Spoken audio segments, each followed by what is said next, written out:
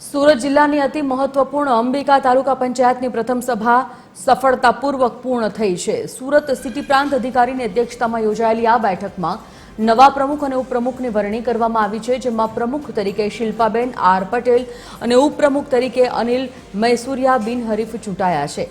આ પ્રસંગે મોટી સંખ્યામાં હાજર ભાજપના કાર્યકર્તાઓએ વિજેતા હોદ્દેદારોને ઉત્સાહભેર વધાવી લીધા છે।